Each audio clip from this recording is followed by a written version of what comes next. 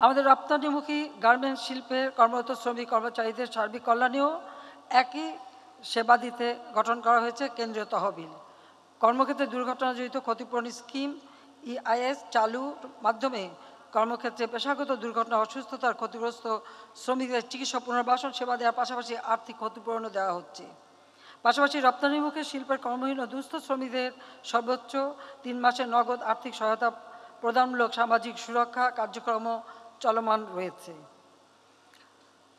আমাদের সরকার বাংলাদেশ শ্রম বিধিমালা 2015 প্রয়োজনীয় সংশোধন এনে 2022 সালে সংশোধিত শ্রম বিধিমালা প্রণয়ন করেছে। শ্রমিক কল্যাণ জোরদারকরণে জাতীয় শ্রম নীতি 2012 যুগোপযোগী করারও পদক্ষেপ আমরা গ্রহণ করেছি। শ্রম আইনের আলোকে শ্রমিক ও মালিকের মধ্যকার অমীমাংসিত শিল্প বিরোধ মীমাংসা বিচার বিভাগীয় কার্যাবলী দ্রুত সম্পন্ন করার জন্য পূর্বের 7টি শ্রম আদালতের সাথে নতুন আরও 6টি শ্রম আদালত প্রতিষ্ঠার মাধ্যমে দেশে মোট শ্রম আদালত এখন 13টিতে উন্নীত করা হয়েছে এবং শ্রমিকরা যে কোনোভাবে তারা বঞ্চিত হলে সেখানে তারা মামলা করতে পারে, নালিশ করতে পারে, সেই সুযোগটা তাদেরকে দেওয়া হচ্ছে।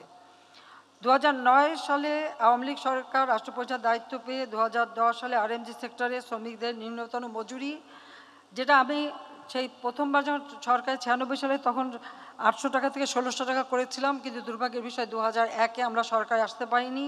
বিএনপি জামাত জোট ক্ষমতা এসে ওটা স্থগিত করে রেখেছিল।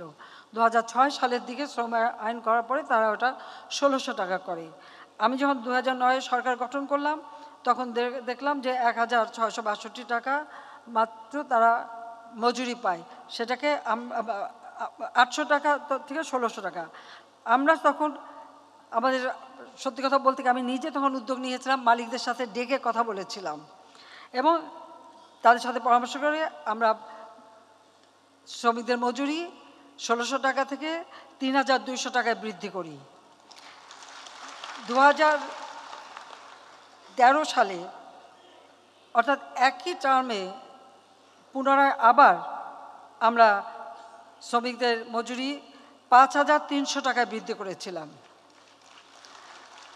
এরপর 2014 সরকারে আসে আবার পুনরায় এসে 2018-19 অর্থ বছরে আমরা পুনরায় আমাদের মজুরি শ্রমিকদের মজুরি 8300 টাকায় বৃদ্ধি করি।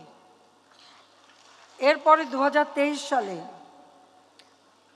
যখন কোভিড-19-এর অতিমারি দেখা গিয়েছে, সেই সময় আমরা যেমন মালিকদেরকে প্রণোদনা দিয়েছি, স্বল্প সুদে ঋণ দিয়েছি, পাশাপাশি আমাদের গার্মেন্টস শ্রমিক বা শ্রমজীবী মানুষ তাদের জন্য বিশেষভাবে তাদের মজুরি আমরা কারো হাতে না দিয়ে বাংলাদেশ ব্যাংকের মাধ্যমে সরাসরি আমাদের শ্রমিক